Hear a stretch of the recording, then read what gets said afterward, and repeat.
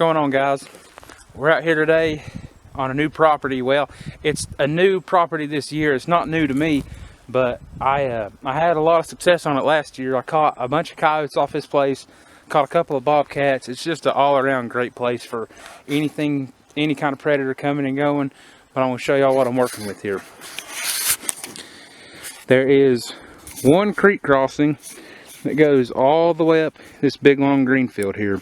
There's a little creek. It's not very wide. It's a couple, maybe a foot wide, maybe a couple feet wide in some places, but this is the only place where an animal can cross without having to get its feet wet. I mean, it's just an easy place for things to cross, and I love these kind of places. These kind of places right here are places where you need to have 2, 3, 4 sets on it. I'm going to come in today. I'm going to run 4 sets on it. I'm going to have 2 sets on this side and 2 sets on that side. And I think that's all I'm going to run on this property, because really that's all I need. I ran traps all over this place last year, and this is the only place where I caught anything. So if it wouldn't have been for that, I'd have traps slung every which way. But that right there just goes to show that you need to put in some time, put in some effort. You're not going to learn everything by watching people do it. You got to get out and do it yourself. If you don't get out and do it yourself, you're not going to learn it. Sure, somebody can write you up the perfect way how to do something, on how to bed a trap, set a trap, do whatever, but ultimately if it doesn't work for you, then it's not going to work at all. You got to figure out what works for you. You got to figure out what works for you in your area, and if you can figure out put together your own puzzle, I'd say you're going to do a whole lot better than some other people. But all right, guys, we're going to get these put in the ground, and hopefully I'll have some tight chains for you. Alright, guys, we're out here again setting on a new property. I just wanted to show something to y'all, but as y'all may know, coyotes kind of like to run in the highs and they like to run the lows, and ultimately they'll scour around everywhere. But I'm going to show y'all this right here real quick. I'm up on the top of this knoll, and there is a low spot in the fence, and I'm going to set a couple of traps up here. Granted, you could go across this whole fence line here and probably find a few things like it, but look here. Let me show y'all what coyote fur looks like. I'm gonna see if I can't. That right there. That right there is coyote fur. I don't know if if you can tell it or not, but deer hair is gonna be what it sounds like. It's just going to be hair. It's just going to be hair follicles, just single strands of hair coming out. It's not going to be furry or fuzzy or anything like that. But when it comes to coyotes, the coyote fur is going to be fuzzy. It's going to be fuzzy. It's going to look like kind of like cotton almost stuck on your fence. So if you're looking around and you don't know the difference, well, now you do. But that's just up on here on top, and I was coming down across the fenceway over around this side over here, and there's a few more places where the coyotes have been coming under, but I'm not going to worry about it because I know ultimately they're going to come by one of my traps. I'm going to put 2 traps here on top of this knoll. I have 2 traps over there on the top of that knoll, and it's just a big long spine that runs down like that, and there's a road that comes out from the top that comes out, and I got 2 more traps bedded over there on that knoll. So even though I have a lot of acreage right here to play with, I'm only going to run 6 traps on it. I might bring in a couple more traps, but just for right now, that's all I'm going to worry about. I'm not going to set a trap up on every coyote track I find up through here. I mean, if I was in dire needs of it, I would, but I don't need to.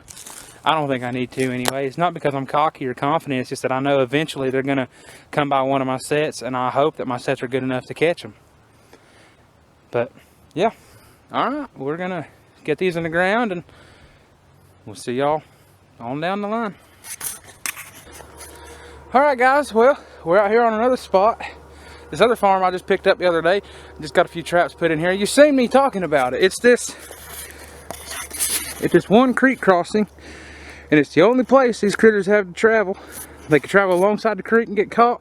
They can go run across it and get caught.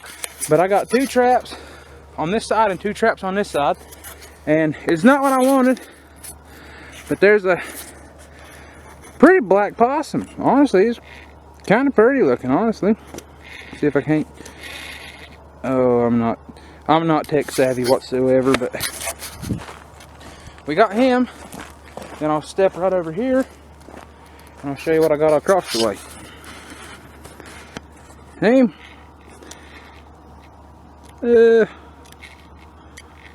right there.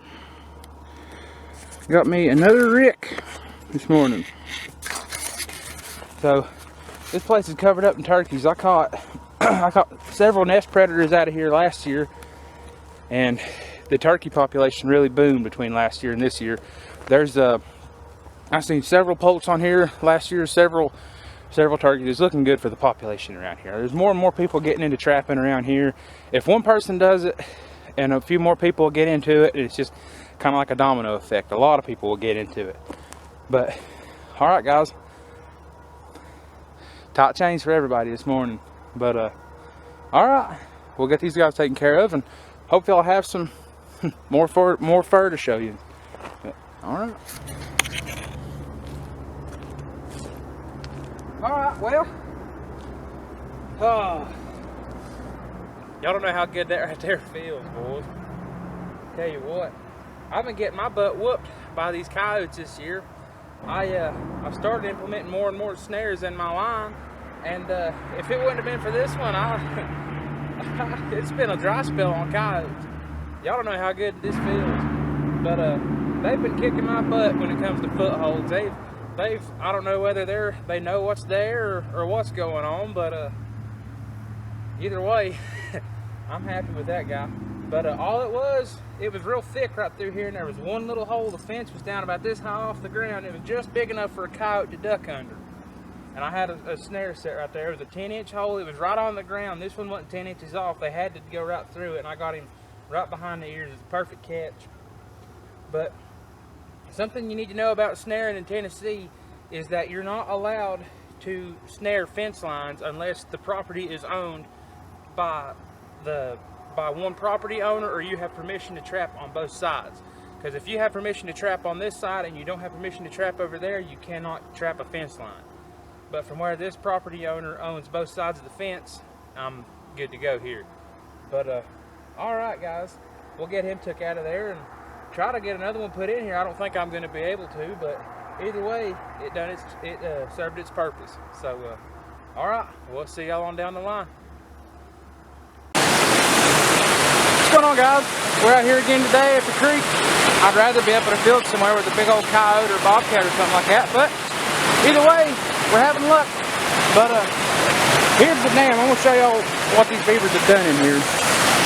The creek flowed right down through here like this, and here's an old bridge that used to be here. You used to be able to walk across it, but you can see now the beavers have dammed it up. There ain't a lick of water coming out behind it back here. There's no water coming out back here. They got it dammed up completely up here. I have my drowner set just right up there, but you can see back in there where they've been chewing, and they flooded out this field. But I came in here and put a snare in. There was a crossover right here, going from right in here over the top, right down along the creek. I guess they were going down off in there getting some more trees, more bark and whatnot to take up to their feed pile. But that's another one. That's number 4 out of here. I'm hoping to get a couple more, but the sooner I get these things eradicated, the sooner I get to move on. But all right, we'll catch y'all on down the line. What's going on, guys? We're out here again. We're checking traps today. Shocker, I know, but we're out here running through on a few sets and whatnot, and we're back up here at the creek crossing where I caught a big coon and a possum the other day, and caught this, and last night. It sure ain't what I'm after, but I'll take what I can get. I'll take what I can get. But this is a big old possum. This is a real big old possum.